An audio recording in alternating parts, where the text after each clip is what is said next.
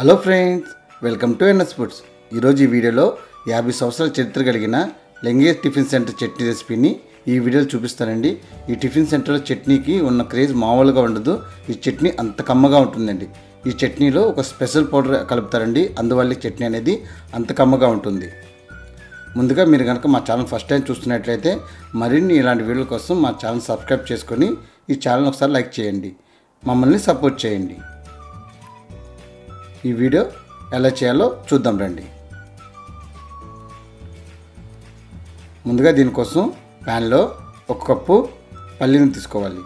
పల్లీలని లో ఫ్లేమ్లో పెట్టి దోరగా వేయించుకోవాలి. ఇలా దోరగా వేగిన తర్వాత ఇప్పుడు స్టవ్ ఆఫ్ చేసి వీటిని వేరే ప్లేట్లోకి పక్కకు తీసుకోవాలి. ఇప్పుడు ఇదే ప్యాన్లో 1 టేబుల్ స్పూన్ ఆయిల్ వేసుకొని ఇప్పుడు ఇందులో ఒక 10 వెల్లుల్లిపాయ రెమ్మల్ని వేసుకోవాలి. వీటిని కూడా మనం దోరగా వేయించుకోవాలి. ఇప్పుడు దోరగా వేగిపోయిన తర్వాత ఇప్పుడు ముందుగా వేయించుకున్న పల్లీలని ఇందులో యాడ్ చేసుకోవాలి.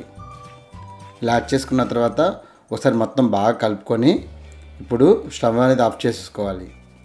ఇలా స్టవ్ అనేది ఆఫ్ చేసుకున్న తర్వాత ఇప్పుడు ఇందులో 1 టేబుల్ స్పూన్ కారం మీద యాడ్ చేసుకోవాలి. ఇందులో మనం పచ్చిమిర్చి యాడ్ చేయమండి, కారం ఒకటి యూజ్ చేస్తాము. ఇలా కారం వేసి కారం అనేది మొత్తం బాగా కలిసేలా కలుపుకోవాలి.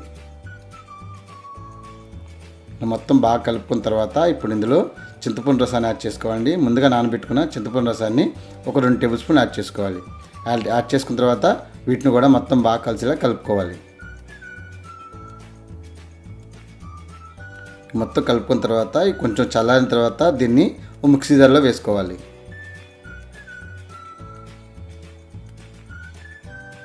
ఇలా మిక్సీ జార్లో వేసుకున్న తర్వాత ఇప్పుడు కొంచెం వాటర్ అనేది యాడ్ చేసుకొని అలాగే రుచికి సరిపడా కొంచెం సాల్ట్ యాడ్ చేసుకొని ఇప్పుడు మూత పెట్టి దీన్ని గ్రైండ్ చేసుకోవాలి.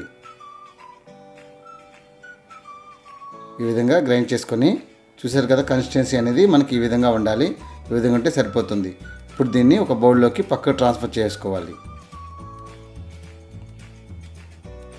ఇప్పుడు బౌల్లోకి ట్రాన్స్ఫర్ చేసుకున్న తర్వాత ఇప్పుడు అదే ప్యాన్లో 1 టేబుల్ స్పూన్ ఆయిల్ వేసుకొని ఆయిల్ హీట్ ఎక్కిన తర్వాత ఇందులోనే 1 టేబుల్ స్పూన్ ఆవాలు అలాగే 1 టేబుల్ స్పూన్ జీలకర్ర వేసుకొని ఇప్పుడు ఇందులోనే 3 టేబుల్ స్పూన్ల మనం మినపగుళ్ళు వేసుకుంటున్నామండి. మినపగుళ్ళు వేసుకున్న తర్వాత వీటిని దోరగా మంచి ఎర్రగా వచ్చేలాగా వేయించుకోవాలి.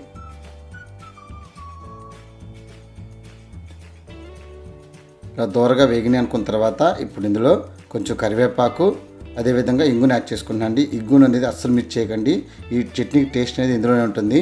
ఇలా ఇంగుని యాడ్ చేసిన తర్వాత దీన్ని మొత్తాన్ని ఒకసారి బాగా కలుపుకొని స్టవ్ అనేది ఆఫ్ చేసుకోవాలి.